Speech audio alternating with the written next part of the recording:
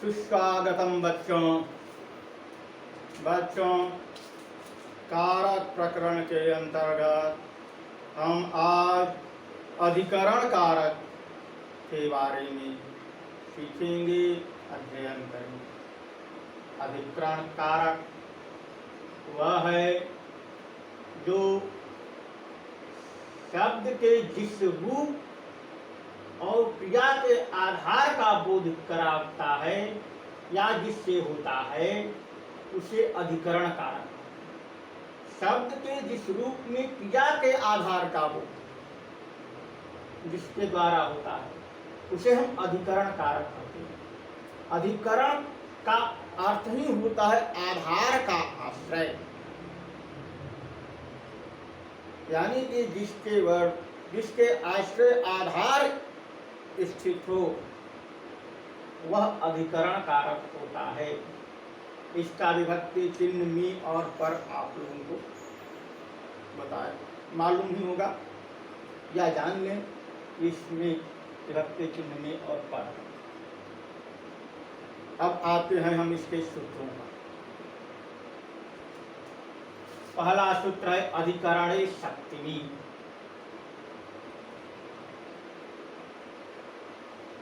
अधिकरणे सप्तमी, यह इस सूत्र ही यह साबित कर रहा है कि अधिकरण कारक में सप्तमी विभक्ति का प्रयोग होता है।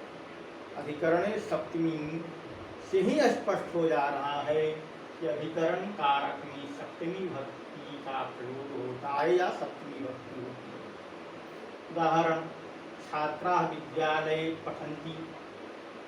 छात्र विद्यालय में पढ़ते हैं। छात्रा विद्यालय पठन्ति, छात्र जो हैं वो विद्यालय में पढ़ते हैं।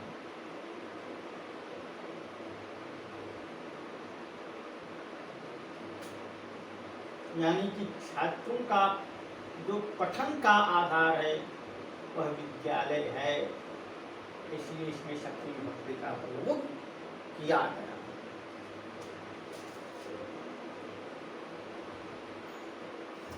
दूसरा है यस्य भावेन भावलक्षण सप्तमी।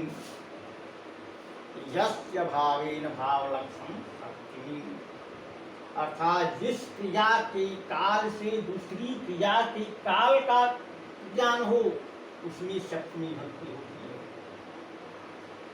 कहने का मतलब है कि जिस क्रिया के काल से दूसरी क्रिया के काल का ज्ञान हो उसमें भी सप्तमी विभक्ति का प्रयोग किया जाता है, उसमें सप्तमी विभक्ति होती है। उदाहरण, सूर्य अस्तम गते सह गतः। सूर्य अस्त गते सह गतः, सूर्य के अस्त हो जाने पर वह गया। यानी कि उसमें जो है उसमें दूसरी क्रिया है वह गया। कब गया? सूर्य के अस्त हो जाने के बाद गया।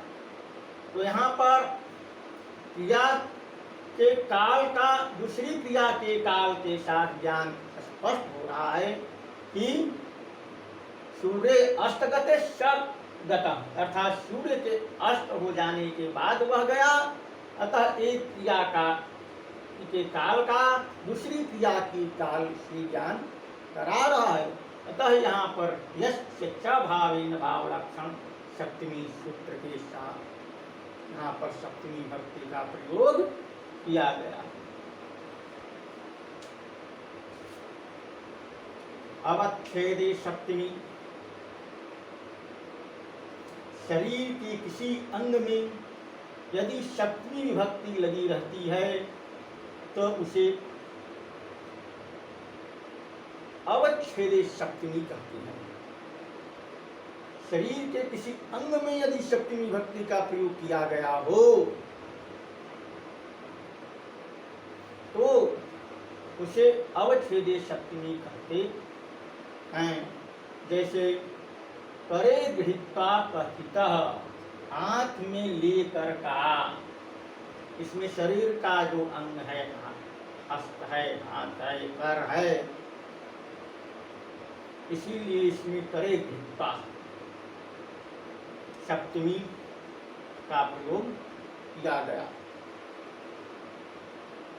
क्योंकि अवच्छेदी सप्तमी सूत्र कहता है कि शरीर के किसी अंग में यदि सप्तमी भक्ति लगी हो प्रत्यय तो अच्छेदे सप्तमी कहलाता है। इसमें कर में सप्तमी लगकर करे कपिता, अर्थात हाथ में लेकर के कहा।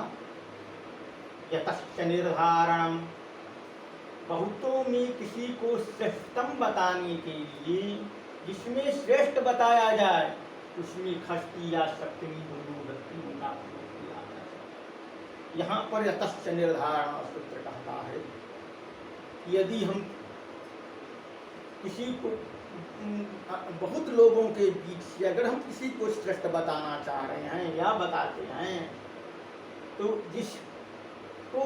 जिस गुण के कारण उसको हम श्रेष्ठ बता रहे हैं उस गुणवाची शब्द में षष्ठी अथवा सप्तमी दोनों का प्रयोग किया जा सकता है, दोनों का प्रयोग होता है। वहाँ पर यदि हम किसी का के गुण का निर्धारण कर रहे हैं, किसी को श्रेष्ठ बताना चाह रहे हैं गुणों में, या जिस भी बिंदु पर हो उसमें श्रेष्ठ हम बताने की स्थिति में हैं बहुतों के बीच, तो ऐसी स्थिति में जिसमें हम उसको श्रेष्ठ बता रहे हैं, नृत्य वाले में बता रहे हैं, संगीत में बता रहे हैं, काव्य में बता रहे हूँ, या नदियों में बता रहे हूँ, या देश के मध्य में बता रहे हूँ, कहीं भी अगर बहुतों के बीच हम किसी एक को जब श्रेष्ठ बताते हैं तो श्रेष्ठ जिसमें हम श्रेष्ठ बता रहे हैं उसमें सप्तमी विभक्ति का प्रयोग किया जाता है अथवा षष्ठी विभक्ति का भी प्रयोग किया जाता है। जय उदाहरण कवीनाम कालिदासः श्रेष्ठ अथवा कविषु कालिदासः श्रेष्ठ। कालिदास को कवियों में श्रेष्ठ बताया गया है और कवियों में श्रेष्ठ हैं तो उस स्थिति में यतश्च निर्धारण सूत्र के अनुसार यदि हम कवीनाम कालिदासः श्रेष्ठ लिखें या कविषु कालिदासः श्रेष्ठ लिखें दोनों ही सही होगा, क्योंकि यतश्च निर्धारण सूत्र कहता है कि अगर हम किसी को श्रेष्ठ बता रहे हैं बहुतों के बीच वहाँ पर षष्ठी और सप्तमी दोनों का प्रयोग किया जाता है। आधारोधिकरणम, अब पांचवा सूत्र है आधारोधिकरणम। कर्ता या कर्म के द्वारा क्रिया का आधार अधिकरण कारक होता है। कर्ता या कर्म के द्वारा यदि हम क्रिया का आधार हम हो तो अधिकरण कारक होता है, अर्थात दूसरे शब्द में हम कहना चाहें तो कह सकते हैं कि आधार का अधिकरण होता ही है। इसको तीन प्रकार से बांटा गया है। आधारोधिकरणम सूत्र को तीन रूपों में बांटा गया है। पहला है औपश्लेषिक आधार यानी भौतिक संयोग। पहला है औपश्लेषिक आधार यानी भौतिक संयोग, दूसरा है वैषयिक आधार यानी बौद्धिक संयोग, तीसरा है अभिव्यापक आधार यानी भीतरी आधार, भीतरी संयोग। यहाँ उदाहरण स्वरूप ले देव कटे आस्ते।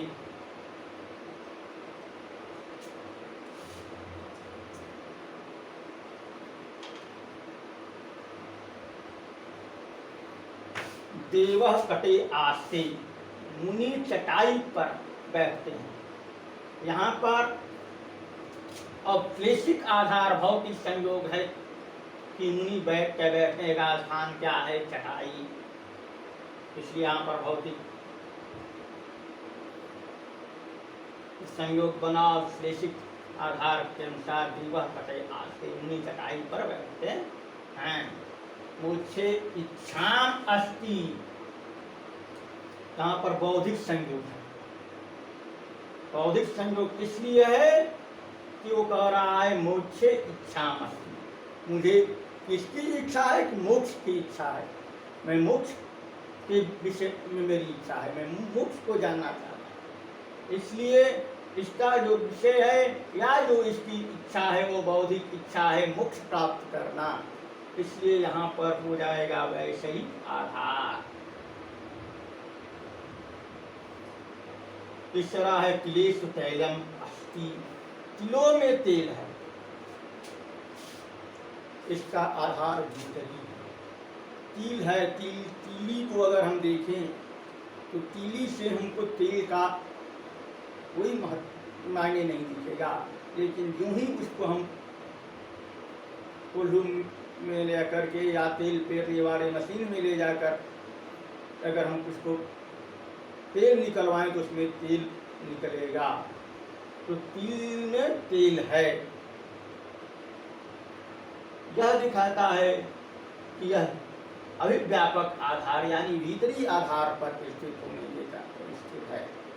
इसका आधार भीतरी है, तिल के अंदर तेल है।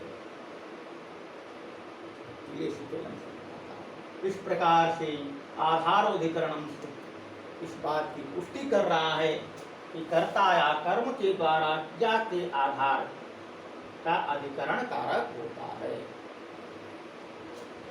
बाकी अगले दिन, आज के लिए बस इतना ही। धन्यवाद।